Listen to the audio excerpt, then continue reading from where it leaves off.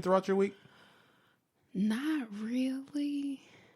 Sometimes I do. Yeah. It depends on what I'm working towards. Right now, I don't.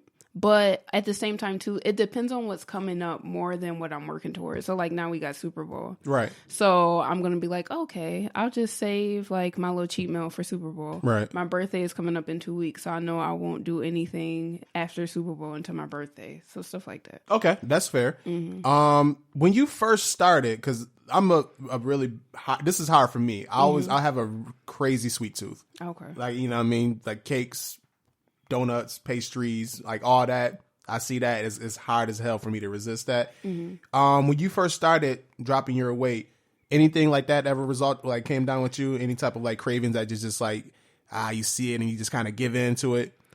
I love bread. Yeah. So in the beginning on campus, when I lived on campus, they had bagels all the time. So I always wanted to go and grab a bagel and put some cream cheese on it. But I feel like it comes to a point where you're like, I'm doing this for a reason. If your why is so strong, certain things you can shake it. Like if you're like, I'm doing this for me, I'm doing this so I can live longer, have a better life. Yeah. That bagel isn't worth it. That piece of cake isn't worth it. Like you've had it so many times. You know what it tastes like. It'll taste good in that moment. But after you eat it, you're going to be like, dang, why I do that? And you feel like shit afterwards too. Yeah. That's the crazy part about it. Like those moments where you hungry as shit, and then you go get something fast, like okay, you go to McDonald's or you go get some pizza or something like that, instead of, let's say you got like a meal in the fridge that you meal prep. Yeah. You eating that fast food meal, you're gonna feel so much worse than if you would have ate, the meal prep meal, or if you would have just grilled up some chicken and some broccoli real quick and ate that. I feel you on that one 100%. It's tough. Like anybody that's out there, if you listen to this right now, you trying to lose weight, it's hard as hell. Like weight loss is not easy. But at the same time, it is one of those things where I think folks, and I'm guilty of it, we kind of give in too easily to our cravings. Yeah. You know what I mean? And the longer you are without sugar, the easier it is to get over it. Because sugar is addictive. Yeah. So, like, that first couple weeks, it is going to be tough. But you just got to keep pushing through. And you can't beat yourself up. So, you are going to be mad if you do give in and eat that cake. But then you can't beat yourself up. Because sometimes when we plan to have, like, a cheat meal, or I'm going to have this little cheat, it turns into a day. Then it turns into 2 days. Then you're like, oh, let me just restart on Monday. Yeah. It's like, no, restart with the next meal. So, yeah. That's a good message right there. Because, again, I'm guilty of that myself. I have a cheat day and then a couple of days, and then it's like, well, you know what? This week kind of shot. I could be all right. But then you just feel like you just feel bad the whole week. Yeah. You don't feel good. Yeah. And then, you skip the gym and stuff like that. So, yeah, it's a terrible habit. So definitely try to break that early, Yeah. So what school did you go to? SUNY Albany. SUNY Albany. What was that experience like? It was interesting because Albany is a party school, but I'm not a partier. Yeah. So I didn't know that until I was actually like on campus. I didn't know that beforehand. But it was fun. I needed to go away. I could have gone to UB, but I knew it was just way too close to home. So Albany was perfect. I was able to grow up pretty much. Why did you feel like you needed to go away? Because UB was just way too close. I needed to be away from my family. That was my first time like being away from my family. It was close enough that if anything went down, I knew my dad could drive and like come. But it was far enough that I felt like I was just away. Kind of become your own woman type deal. Yeah. Yeah, I feel you. I feel you on that one. That makes a lot of sense as well. What did you study up? First, I studied chemistry. Okay. And then I changed my major to Spanish. Okay. You speak Spanish. Yeah. You went to that's part of my next question for you, because then you studied abroad. I studied abroad in Costa Rica for 2 semesters. Please talk about that, because I'm in that stage right now in my life where I'm trying to travel, and like go to different states and different countries and stuff like that. So yeah, please talk about that. Costa Rica changed my life. Wow. Like, no, just being away, to be in a country where you don't speak like that's not your native language, and you're living there and you have to actually do things. You're going to the store, you're trying to make friends. I lived with a family. Okay. So it's like you're trying to communicate with the family. The kids don't speak any English. The mom doesn't speak any English. So that definitely was just like a totally different experience. But the culture, like I love the culture. I love the people. I love the food. I met so many like amazing people, even just my friends from the school. because like you experience something completely different with them because you're going through the same thing. So like things that happen with my friends there never happen with my friends in the US. So I'm pretty much closer, like my friends that I studied abroad with and my friends that I lived abroad with, those are my closest friends. I also lived in Spain too for 2 years. So yeah, through those experiences, the friends I made like in those two experiences, those are my closest friends.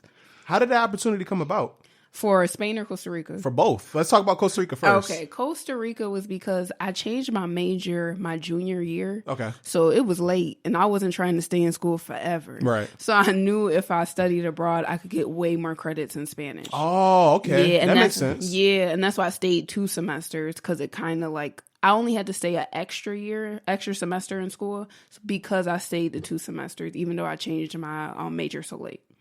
Gotcha. Yeah. And then, so was it like a program that you went through where like you sign up and you can go live with the family and stuff like that? Yeah, pretty much. It was just not an exchange program, but it was just the way the study abroad program was set up, that you could live with a family if you wanted to for that immersion experience. Mm-hmm. How long did it take for you to kind of find your footing while you was down in Costa Rica? Because like you said, you in a foreign land, and the native Spanish is the native language, right? So, everybody speaking Spanish and whatnot. I'm pretty sure you had to be a little bit nervous down there for a little while. Yeah, I was nervous. Yeah. I want to say after like a month, you kind of got like into a flow. And you're like, okay, this is how it is. And then we were going to school at the same time. And we had Spanish classes every day. So you were going to school every day. But that's when we kind of got into a routine. My like host brother, he finally started calling me by my name after the first month, not just the girl in the room. Like that's just the girl in the room. Yeah. And so he finally started calling me by my name. So I started feeling more like a part of the family and everything. So I'll say a month. Okay. Yeah. I know the weather had to be beautiful down there. It's 75 all the time. Man. All the time. I need to get out of this area. The nice thing about living in this area is that we do get all 4 seasons, but I don't like the fact that winter's the longest. No. You know what I mean? Winter's literally like from November to basically March, April. Yeah. Shit sucks. Yeah. And then Spain. You lived in Spain for 2 years. Yeah. So I lived in Spain because I just wanted to be in a Spanish speaking country again. Okay. And they have a lot of programs that are easy to teach English if you have a degree. It doesn't matter what the degree is. If you have a bachelor's, you can get into the program. So I taught English at a primary school both years. The first year I taught first graders and I had 1 3rd grade class. The second year I taught 5th graders and I had a pre-K class. Yeah. How did that go? The pre-K class was a mess. Yeah. Like all we did was just play, and I only spoke to them in Spanish. Like there was no point. The way Spain's education system is set up, it makes no sense. Like my second year, I had 5th graders, like I said. Okay. They couldn't have written activities. So like extensive written activities. I couldn't tell them like, write a paragraph about what you did this morning in English. So yeah, it didn't make any sense. It didn't make any sense. So yet they couldn't do that. Right. But they learned history and science in English. And they couldn't like even speak in the past tense in English. Yeah. So it just made no sense at all. So that experience, like the teaching experience, was terrible in Spain. Yeah. That's interesting. Yeah. So you did that for 2 years. 2 years. Okay. And then eventually you came back to the States. Yeah. What made you come back? Because I couldn't do that anymore. Nah. It was cause my heart just like went out to the kids because I felt so bad because I couldn't do my job. Yeah.